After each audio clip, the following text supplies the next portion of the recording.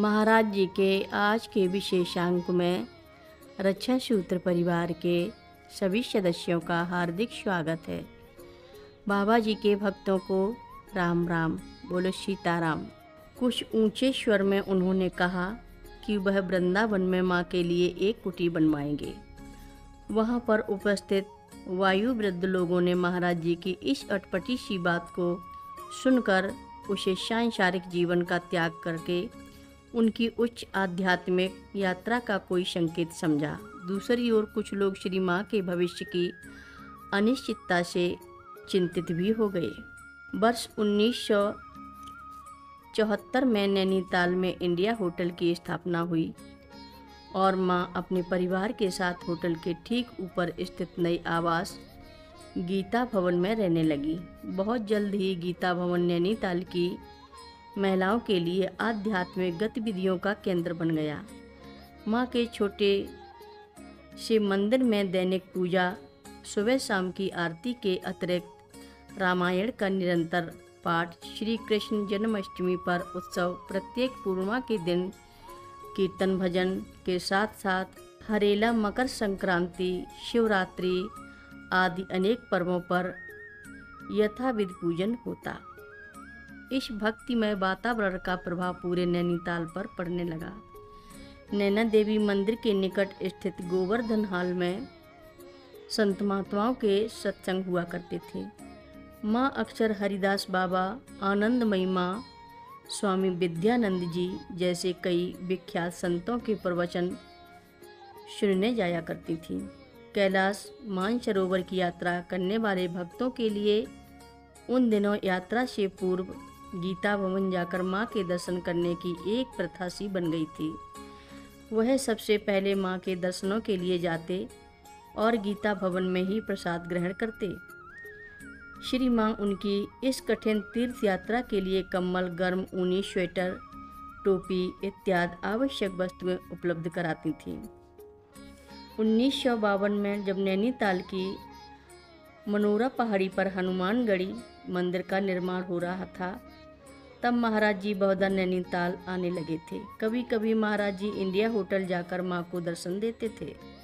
जब महाराज जी हनुमानगढ़ी में होते थे तो माँ नैनीताल से पैदल चलकर लगभग 2 किलोमीटर की दूरी तय कर हनुमानगढ़ी जाती थी।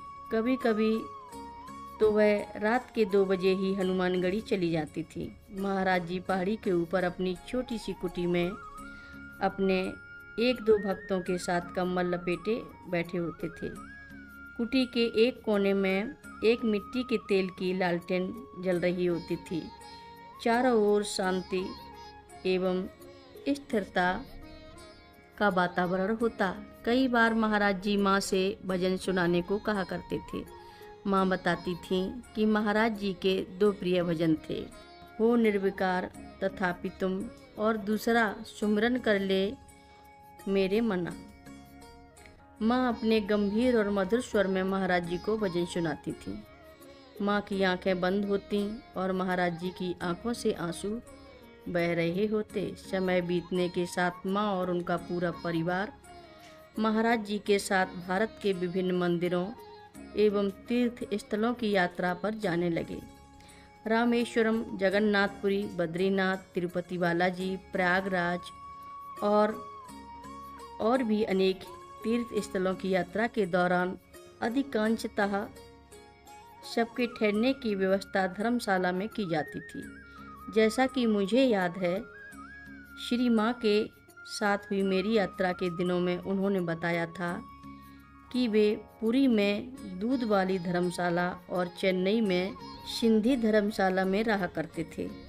1962 में तुलाराम जी का देहांत हो गया। इस घटना के बाद महाराज जी ने जीवंती माँ को गीता भवन में श्री माँ के साथ ही रहने का आदेश दिया। इसके 1 वर्ष बाद माँ अपने गृहस्थ जीवन का सदा के लिए परित्याग कर श्री जीवंती माँ के साथ कैंची आश्रम में आ गई। 60 के दशक के प्रारंभ की बात है। माँ महाराज जी के साथ शीतला खेत जा रही थी। तभी रानी खेत पहुँचने पर टेलीफोन द्वारा समाचार मिला कि माँ के परिवार में किसी निकट संबंधी का देहांत हो गया है। यह सुनकर महाराज जी ने माँ को नैनीताल वापस लौट जाने का आदेश दिया। वापस लौटते हुए रास्ते में नदी किनारे एक घने जंगल के पास गाड़ी रुकवाकर महाराज जी स्वयं उतर गए। माँ ने महाराज जी का हाथ पकड़कर उन्हें नदी पार कराई। नदी के उस पार जंगल में उत्तीश के एक पेड़ के नीचे एक बृहद पाषाण शिला थी। महाराज जी उस शिला पर बैठ गए और माँ से कहा कि उनके लौटने पर वह उन्हें यहीं मिलेंगे। वहाँ से वापस आते हुए माँ ने एक स्थानीय व्यक्ति से उस जगह का नाम पूछा तो उसने उत्तर दिया, कैंची। यही माँ का कैंची से पहला परिचय था, जो बाद में उनके जीवन की कर्म भूमि बना। उन दिनों कैंची का जंगल इतना घना था कि सूरज की रोशनी पेड़ों के पत्ते से छनकर भी धरती तक नहीं पहुंच पाती थी। कथा लंबी है, आगे की कथा सभी भक्तों को अगले भाग में सुनाएंगे। हर रोज़ महाराज जी की कथाएं सुनने के लिए सभी भक्तों का धन्यवाद। सभी भक्त रक्षा सूत्र चैनल को सब्सक्राइब करें, शेयर करें, लाइक करें, घंटी बजाना ना भूलें। कमेंट बॉक्स में लिख भेजें, जय नीव करोरी बाबा जी महाराज। सभी भक्त मिलकर बोलो, नीव करोरी बाबा जी महाराज की जय जय बोलो। सिद्धि माता की जय जय बोलो। जय श्री राम बोलो।